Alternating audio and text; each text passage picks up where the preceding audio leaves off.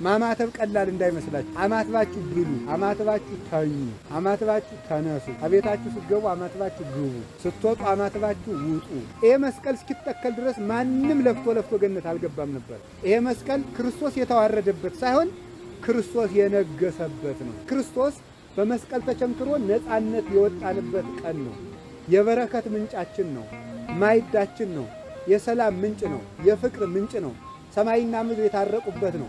መስቀልን ማሰብ ተሰቃዩን ማሰብ ነውና ይሄ መስቀል ይሄን ብናይ ብር ነው፣ አንዱን ብናይ ብረት ነው፣ አንዱን ብናይ መዳም ነው። ወርቁ ብሩም ይጠፋል፣ ብረቱም ይዝጋል፣ ነሐሱም ወደ አፈር ይለወጣል፣ እንጨቱም ይነቅዛል። የክርስቶስ መስቀል ሲያዩት ደካማ ነው፣ መሳለቂያ ነው ለሰው። ለእኛ ግን ኃይለ እግዚአብሔር ነው።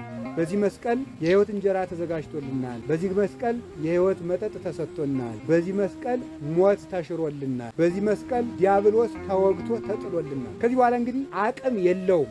የመስቀሉ ኃይል፣ የመስቀሉ ምስጢር፣ የመስቀሉ ነገር ለአይሁድ ስንፍና ነው። ለእኛ ለምናመን ግን የእግዚአብሔር ኃይል የተገለጠበት። አይሁድ ምልክት ይፈልጋሉ፣ አሕዛብ ደግሞ ተረት ይፈልጋሉ። እኛ ግን የተሰቀለውን ክርስቶስን እንሰብካለን። ለምን? ሞት እስከ ዛሬ ድረስ በበግ አልተሸነፈም፣ በዳዊት ወንጭፍ አልተመታም፣ በሙሴ በትር አልተወጋም፣ በሳሙኤል ጦርም አልተወጋም፣ በመሥዋዕትም አልጠፋም። ሞትን ወግቶ የጣለ ይሄ መስቀል ነው።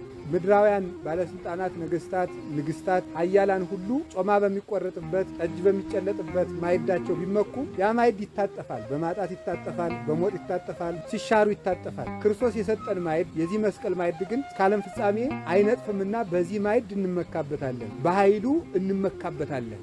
መስቀልን ስናከብር ደመራውን መለኮሳችን አይደለም፣ እንጨቱ መስቀል ነው። እሳቱ ደግሞ በመስቀሉ ላይ ያለው የክርስቶስ ነበልባል ነው። በዚያ የሚቃጠለው ደግሞ እሳት ውጡ የተባለለት ዲያብሎስ ነው። ለዲያብሎስ ያዘጋጀው ነበልባል የመስቀሉ ኃይል ነው። ራሱ መታረቂያ፣ ራሱ አስታራቂ፣ ራሱ ታራቂ ሆኖ የዋለበት መስቀል ነው። በዕፀ መስቀል ላይ ተቸንክሮ ሳለ እሱ ከመንበሩ አልተለየም፣ ከአብ ከመንፈስ ቅዱስም አልተለየም። የሾህ አክሊል በዚህ ሲደፋበት ለእኛ ደግሞ የብርሃን አክሊል ያዘጋጅልን ነበረ። በመስቀል ላይ ሲቸነከር ከእኛ የኃጢአትን ችንካር ያረቅ ነበረ።